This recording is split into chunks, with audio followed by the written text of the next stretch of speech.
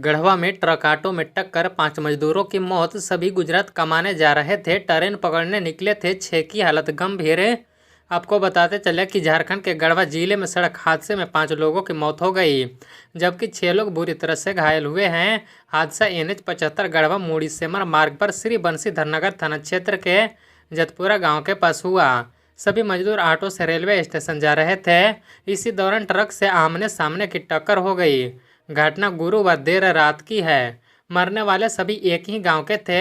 सभी लोग गुजरात के जामनगर जाने के लिए निकले थे। सभी को नगर उटारी रेलवे स्टेशन से शुक्रवार सुबह शक्तिपुंज एक्सप्रेस पकड़ना था। मरने वालों में बिमलेश कुमार कनौजिया 42 वर्षीय, रमना थाना क्षेत्र के सिरिया टुंगर गांव के सुरेश भूइया के पुत्र अरुण भूइया 30 वर्षीय, इसी गांव के रामाशंकर भूइया के पुत्र विकेश भूइया 20 वर्षीय और विनोद भूइया के पुत्र राजा कुमार 21 वर्षीय तथा रामवृक्ष भूइया के पुत्र राजकुमार भूइया 53 वर्षीय शामिल है। सभी लोग एक ही ऑटो में सवार होकर सिरिया टोंगर गांव से गुजरात के जामनगर जाने के लिए निकले थे। इसी दौरान जतपुरा गांव के पास एक ट्रक ने मजदूरों को लेकर जा रहे ऑटो को टक्कर मार दी। टक्कर इतनी जोरदार थी कि ऑटो कुछ दूर जाकर गिरा। ऑटो में सवार एक मजदूर ने बताया कि टक्कर इतनी जोरदार थी कि ट्रक ने हमारे ऑटो को कुछ दूर तक घसीट दिया था। इस घटना के बाद घटना स्थल के आसपास के लोगों की मदद से सभी घायलों को अस्पताल ले जाया गया, जहां चिकित्सक ने 5 लोगों को मृत घोषित कर दिया। घायलों ने बताया कि वह मजदूरी के लिए गुजरात जा रहे थे, उनकी ट्रेन थी और रास्ते में यह हादसा हो गया। घटना के बाद शुक्रवार सुबह गढ़वा उपायुक्त शेखर जमुआर सदर अस्पताल पहुंचे और घायलों का हालचाल जाना। उन्होंने सभी के बेहतर इलाज और मृतकों को मुआवजे का भरोसा दिया। झारखंड के 3 जिलों में हीट वेव का रेड अलर्ट। गढ़वा, पलामू, सरायकेला में ज्यादातर खतरा। 16 जून से मानसून आने की संभावना। झारखंड में अगले 24 घंटे में गर्मी से राहत नहीं मिलने वाली है। मौसम विभाग ने पूरे प्रदेश में आज भी हीट वेव का अलर्ट जारी किया है। जिन शहरों में हीट वेव का रेड अलर्ट है, उनमें राज्य के उत्तर पश्चिमी और दक्षिणी पूर्व का इलाका शामिल है। इनमें गढ़वा, पलामू, सरायकेला में हीटवेव का सबसे ज़्यादा खतरा है। यहाँ लोगों को बेहद सतर्क रहने की अपील की गई है। वहीं जिन हिस्सों में हीटवेव ऑरेंज अलर्ट जारी किया गया है, उनमें राज्य के उत्तर पश्चिमी भाग शामिल है। बीते 24 घंटे में 45.6 डिग्री तापमान के साथ डाल्टनगंज सबसे गर्म रहा। वहीं पलामू का तापमान 45.3 डिग्री रिकॉर्ड किया गया है। इसके अलावा 9 जिलों का तापमान 42 डिग्री के पार रिकॉर्ड किया गया है। हालांकि कल से प्रदेश में मौसम में बदलाव हो सकता है। राज्य के उत्तर पूर्वी, मध्य और दक्षिणी भाग में बारिश की संभावना बन रही है। मौसम विभाग के मुताबिक 16 जून को बंगाल की खाड़ी के रास्ते राज्य में मानसून दस्तक दे सकता है। इस दिन कई शहरों में बारिश की संभावना बन रही है। 16 जून के बाद पूरे राज्य में बादल छाए रहेंगे। इस दौरान ताप में गिरावट हो सकती है, साथ ही लोगों को भीषण गर्मी से राहत भी मिलेगी। बीते 24 घंटे में कई जगहों पर गर्जन के साथ हल्की बारिश हुई है। तेज हवाओं का भी असर दिखा।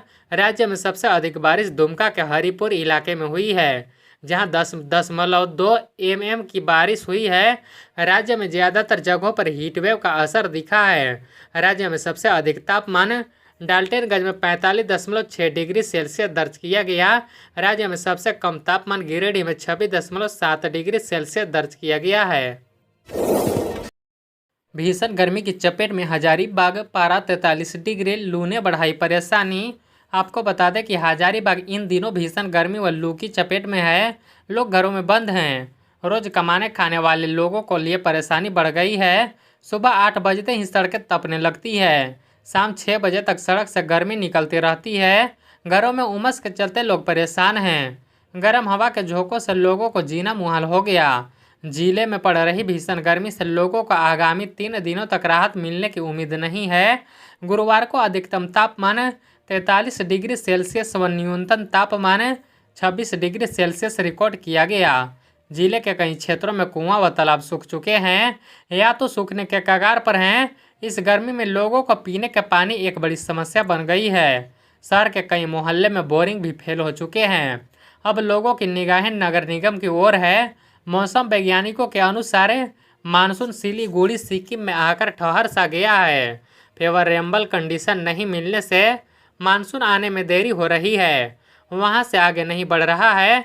ऐसी उम्मीद जताई जा रही है कि अगले 3-4 दिनों में मानसून का प्रवेश हो सकता है। हालांकि गुरुवार को मौसम वैज्ञानिकों ने बंगाल की खाड़ी से एक साइक्लोनिक सर्कुलेशन बनते देखा, जिससे यह अनुमान लगाया जा रहा है कि 1-2 दिनों में प्री मानसून की बारिश हो सकती है। 1984 में पड़ी थी इतनी गर्मी। हजारीबाग ऐसे तो खुशनुमा मौसम के लिए जाना जाता है, अंग्रेज इसे छोटा शिमला के नाम से भी जानते थे। उनको यहाँ का मौसम बहुत ही पसंद था, लेकिन इधर 2.5 दशकों से हजारीबाग अपनी पहचान खोने लगी है। लोग कहते हैं कि हजारीबाग का अधिकतम तापमान जहाँ 39 डिग्री के आसपास पहुँचता, आंधी या बारिश हो जाती थी, जिससे लोगों को गर्मी से राहत मिल जाता। इधर 50 वर्षीय भोला प्रसाद कहते हैं कि 1983 के पहले ऐसी तो दूर की बात है, हजारीबाग की दुकानों में कूलर तक नहीं मिलती थी। हजारीबाग की बेटियों की शादी जब बिहार या पलामू इलाके में होती थी, तब लोगों को दहेज देने वाले सारी सामानें हजारीबाग के बाज़ारों में मिल जाती थी, लेकिन गर्मी से राहत के लिए कूलर गया से मंगवाया जाता था। कहाँ इससे साफ पता चलता है कि हजारीबाग पहले की अपेक्षा अब कितना गर्म हो चुका है। इसका खास कारण वनों की कटाई से दिनों दिन बढ़ते कंक्रीट के जंगल हैं। जल संकट को जल्द दूर किया जाए। गादी श्री रामपुर पंचायत महुआ टांड़ा फुलझोरी और यशपुर में भीषण जल संकट। टैंकर से पहुंचाया जा रहा है पानी। सबको शुद्ध जल घर तक पहुंचाने का प्रधानमंत्री का सपना जमुआ में साकार होता नहीं दिख रहा है। यह योजना भ्रष्टाचार का भेंट चढ़ गया। उक्त बातें भाकपा माले नेता व इंकलाबी नौजवान सभा के जिला उपाध्यक्ष असगर अली ने गुरुवार को प्रेस बयान जारी कर कहा। उन्होंने कहा, प्रखंड मुख्यालय से महज 1 किलोमीटर की दूरी पर बसा मगाकला पंचायत के लोग पानी को किल्लत से जूझ रहे हैं। पंचायत की आबादी 8 से 10 हज़ार के आसपास है। चापानल यहाँ ज़रूरत से कम है, इसमें आधे से ज़्यादा बंद हैं। कहा, प्रतापपुर के अंदर एक गांव तुरुकडीहा है, जहां एक लोग भी पानी की किल्लत से जूझ रहे हैं। लोग कुएं का पानी पीने के लिए मजबूर हैं। उन्होंने पेयजल स्वच्छता व अधिकारियों से समाधान की मांग की। ग्रामीणों को टैंकर से मिल रहा पानी। वीडियो गणेश रजक ने कहा कि सूचना मिलते ही पंचायत सचिवों के साथ पंचायत के एक गांव का निरीक्षण किया। गादी, श्री रामपुर, पहाड़पुर, फुलझोरी और यशपुर पंचायत जल संकट है। इस भीषण गर्मी में पंचायत के मुखिया को टैंकर से पानी वितरण करने का अनुरोध किया गया है। मुखिया ने टैंकर से पानी पंचायत में वितरण करना शुरू कर दिया। जल स्तर नीचे चले जाने से जल संकट EEPHET2 के कार्यपालक अभियंता ने कहा कि सभी पंचायत औद्योगिक क्षेत्र में है। इस क्षेत्र का जल स्तर काफ़ी नीचे चले जाने से कुआं, चापानल और जल नल योजना का बोरिंग सूख जाने से पानी निकलना बंद हो गया। 90% कार्यस्थल पर पानी की सुविधा नहीं। मास्टर रोल में जिनका नाम नहीं वो भी कर रहे हैं काम। जॉब कार्ड में हाजिरी भी नहीं भर रहे मेट। आपको बता दें कि मजदूरों को गांव में ही रोजगार मुहैया कराने के उद्देश्य से चल रही मनरेगा में वे फर्जीवाड़ा चल रहा है। उन मजदूरों को कार्यरत दिखाया जा रहा है जो काम ही नहीं कर रहे हैं। इस बात की पुष्टि डिमांड को ऑनलाइन पोर्टल पर चेक करने पर भी हुई है। पता चला कि मास्टर रोल में जिनका नाम है वो जमीन पर काम नहीं कर रहे हैं। पंचायत में फर्जी मास्टर रोल डालकर मजदूरों के नाम पर राशि आहरण की जा रही है, जबकि कार्यस्थल पर कई मजदूर ऐसे पाए गए जिनका नाम मास्टर रोल पर नहीं था। अधिनियम लागू की गई है जिसके तहत ग्राम पंचायत में विभिन्न विकास कार्य कराकर ग्रामीण जॉब कार्ड धारी मजदूरों को रोजगार मुहैया कराया जाता है। लेकिन जलडेगा प्रखंड के पति अम्बा जलडेगा, लमडेगा, कोनमेरला, लंबोई, टिनिगिना, टाटी ओड़गा, कुटगिया और परवा पंचायत में इस योजना के उद्देश्य पर पानी फेरता नजर आ रहा है। पंचायतों के माध्यम से मनरेगा के तहत विकास कार्य तो हो रहे हैं, लेकिन जरूरतमंद मजदूरों को रोजगार नहीं दिया जा रहा है। इस वजह से ग्रामीण रोजगार की तलाश में दूसरे राज्य व शहरों में प्लान कर रहे हैं। हालांकि कागजी खानापूर्ति के लिए जॉब कार्डधारी के नाम से बाकायदा फर्जी मास्टर जरूर लगाए जा रहे हैं।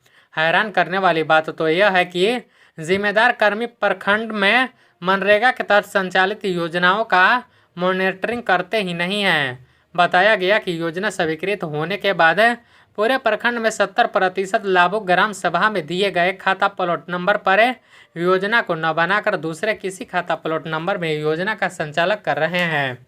बताया गया है कि 90% योजनाओं में मजदूरों के लिए कार्यस्थल में पानी तक की सुविधा नहीं है, 60% योजना ऐसे हैं जहां कड़ी धूप में काम करने वाले मजदूरों के लिए छाया की व्यवस्था भी नहीं है। 90% योजना ऐसे हैं जहां फर्जी मास्टर रोल भरकर पैसे की निकासी की जा रही है। जिसका नाम मास्टर रोल में है वो कहीं और है, जिसका नाम नहीं है वो काम कर रहा है। योजनाओं में पारदर्शिता के लिए हर योजना को जमीनी स्तर पर मेट दोबारा निरीक्षण किया जाना चाहिए, लेकिन जलडेगा में ऐसा नहीं होता है। किसी भी मजदूर के मनरेगा जॉब कार्ड में मेट हाजिरी नहीं भरते हैं। कई योजना स्थल पर काम कर रहे मजदूरों ने बताया कि पंचायत कर्मियों द्वारा कागजी खानापूर्ति के लिए कई मजदूरों की डिमांड डाली जाती है। ग्रामीण क्षेत्रों में बनी 6 मिनी सोलर जलापूर्ति मीनार से नहीं मिल रहा पानी, लोग हुए परेशान।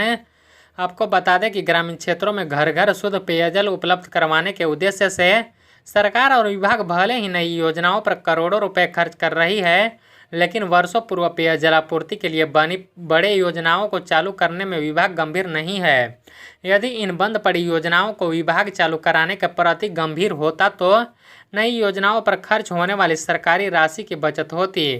जानकारी के अनुसार लगभग 12 वर्ष पूर्व पेयजल स्वच्छता प्रमंडल गिरिडीह ने डुमरी प्रखंड के हेट टोला व सिमराडीह जरीडीह पंचायत के चंदनाडीह, बड़की बेरमी पंचायत के बासोकांटो, नागाबाद पंचायत के नागाबाद और ससारखो पंचायत के नूरंगो में लगभग 80 लाख की लागत से लघु ग्रामीण जलापूर्ति योजना के तहत कुछ 6 मिनी सोलर जलापूर्ति मीनार का निर्माण कराया गया था। इस योजना को बनाने के पीछे सरकार का उद्देश्य ग्रामीण क्षेत्रों में पाइपलाइन से शुद्ध पेयजल की आपूर्ति कराना था। निर्माण के बाद विभाग द्वारा लाभोग समिति के हाथों सुपुर्द कर इन योजनाओं को संचालित करवाना था।